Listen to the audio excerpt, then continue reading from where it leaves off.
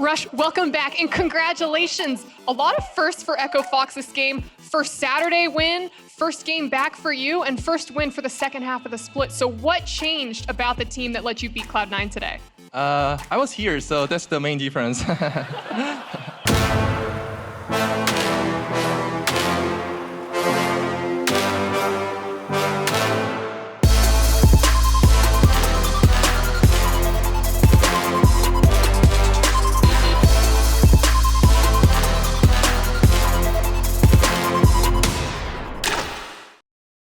We're right at that little part right now where it's do or die for us if we want to try and make that last little stride towards playoffs. We've come off of 6 losses in a row, and if we want to win, the stars really need to align, and we need to win out pretty much all 4 of our games. So we're really trying to just hit a home run this weekend. And while Echo Fox still have a path to playoffs, they have to go through a rampage in Cloud9. Coming into this week right now, we're bringing Rush back into the LCS.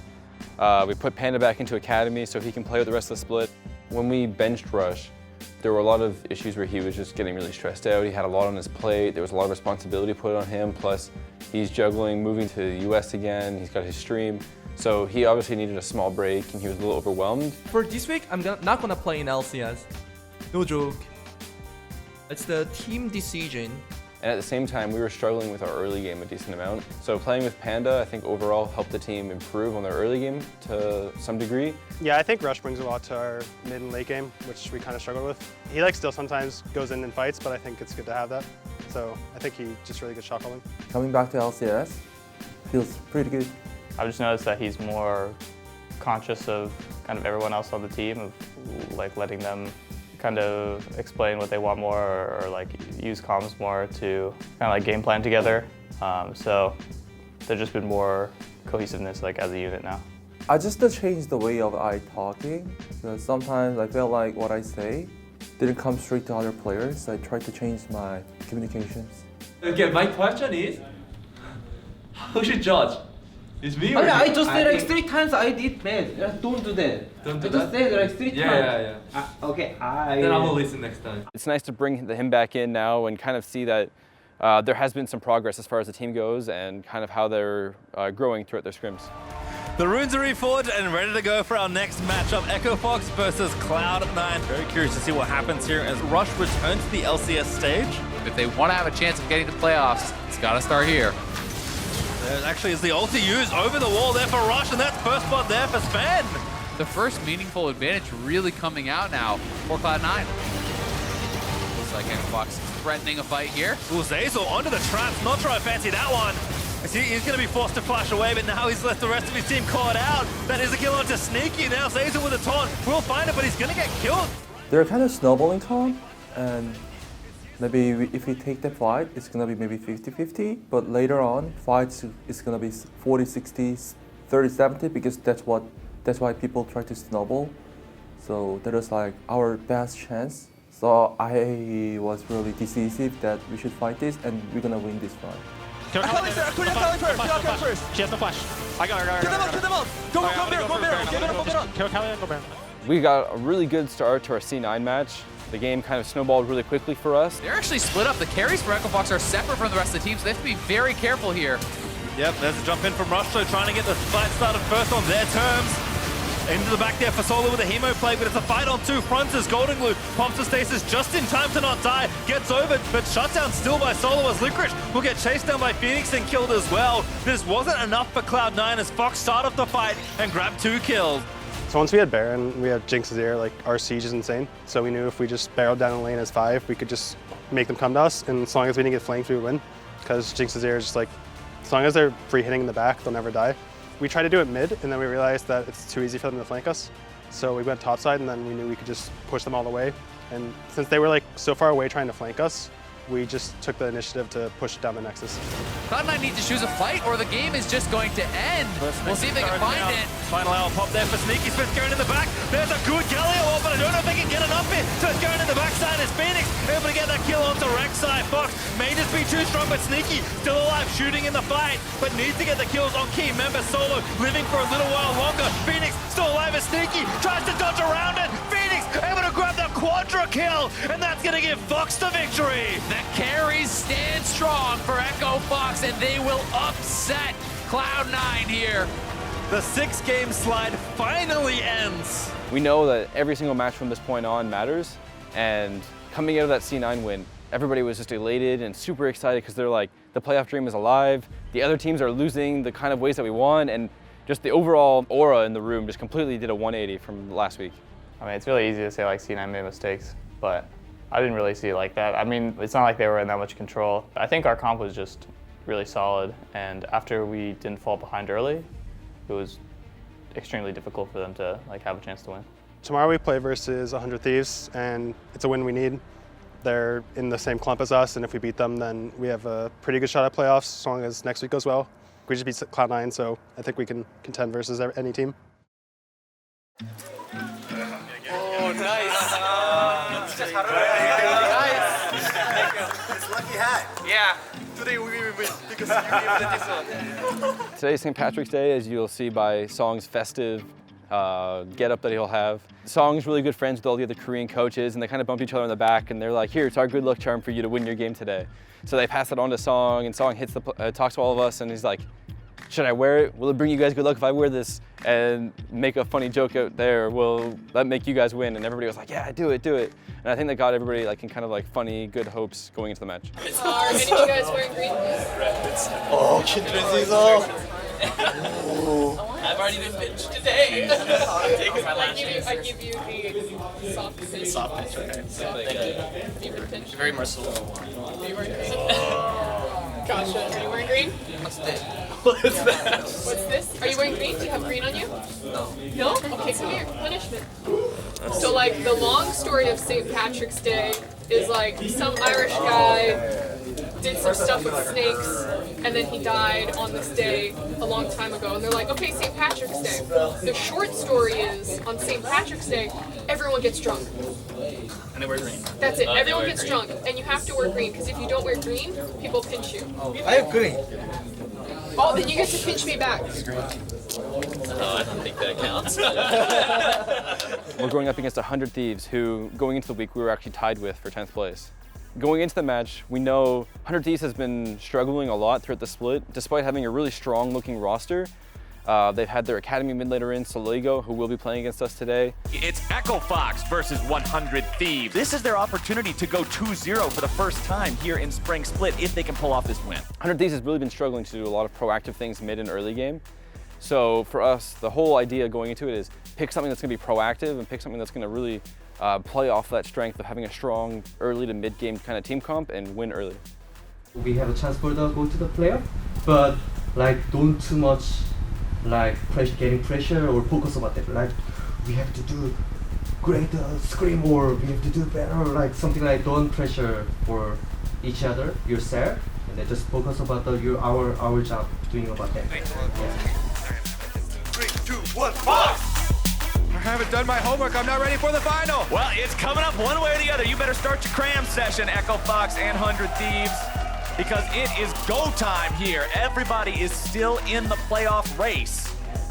But you're going to need to start racking up the wins here and now. On to Summoner's Rift for game number 3 of the day. So I think going into the match, everybody was really hyped. We had a really good game plan, and we knew where we could exploit 100 Thieves gameplay, especially based off of how they have been playing. Do you want to come? No. I look on this one, looking around, but okay. I doubt he's there. Oh, he's there. I'm coming. Yeah, let's kill him. I'm coming. Rush looking to chase after him now. Gets out of the way of the change. Flash over the wall from both. As here comes your follow-up, and Solo's able to claim first blood there on the Vladimir. The vision comes in. Sunday's likely going to be taken down now as well, and Rush makes it a 2-0. 100 Thieves has to know something's up right now. It's been dark for so long. It's real dark over in that part of the map. Ando's finally heading over. He's got the sweeper down. Full of terrors. Baron has already been secured by the side of Echo Fox. 100 Thieves asleep on that one. We had mid and top priority. We had the Mountain Drakes, and we knew this was a great chance for us to be able to do the Baron, and we were actually able to sneak it around like 21 minutes, which was really early on. And as soon as we got that, we knew this Vladimir is not going to be an issue anymore. He can push the Ryze in. Ryze can't clear against those Baron minion waves, and our Swain's already ahead. We have Xayah Rakan in mid game. It's like everything was like really what we wanted. Echo Fox bringing everybody up into the top side, and in some trouble goes into the World Ender, going to be resurrected here immediately, but will he just get brought down yet again? Solo going in, the tides of blood will wash them all away! And Stasis forced out for the side of 100 Thieves, a double kill over to Solo, and Echo Fox have found their fight! Echo Fox pushing in as a 5-man unit. We can just kill Res. Okay. I need the KDA. Yeah, me too. We all do. There's the tomato soup I'm talking about. And that is not what 100 Thieves ordered. Echo Fox puts a double kill over to Apollo. And this will be that 2-0 weekend. And this will be Echo Fox taking the win. Rush comes back and Echo Fox with the 2-0 weekend for themselves. First one here. Very, very happy about that. The hope is still alive for them for playoffs. Yes, it is. Yeah, I mean, it feels great to win and to just like play well. The playoff situation, like whether or not it happens, I mean, we will see, but I just am glad that we're playing well as a team. So next week, we have a chance, but don't too much the pressure and then don't too much, like getting depressed about that, okay? And then make sure you guys join the tomorrow dinner, the team activity things. So we're going into our final week of LCS and the first week of Academy playoffs. And the management as a group decided that it'd be good to give the players a way to kind of just chill out, just go as a group and do something fun and just kind of relax and not feel so stressed out, because this week is really important for both teams. So they decided that they were going to take everybody to Dave & Buster's, and we all had a good time. We played some pool. Oh, I made the first ball. We all ran around and played some really competitive air hockey or DDR. Everybody kind of had some fun, just chilled out, and we all just kind of chatted, and it was a good time. I didn't expect Song to be so much of a pool shark. Somebody just quickly mentioned they needed a partner for pool, and Song just immediately, like, his head perked up like a dog would when they're excited when you say you're going to the park or something. He was like eager and ready to go and just like, oh yeah, I want to play pool.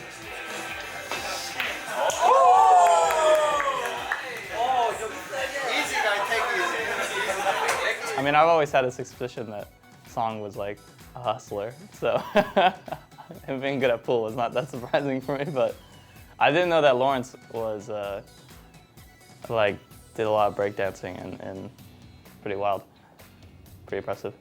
Khalid actually seems to be the best air hockey player here, so hopefully one of us soon will be able to take him out. Blasted him. Blasted him. Have you ever had a sweet grilled cheese? Hello, lucky kid. I've had like tomatoes in my grilled cheese.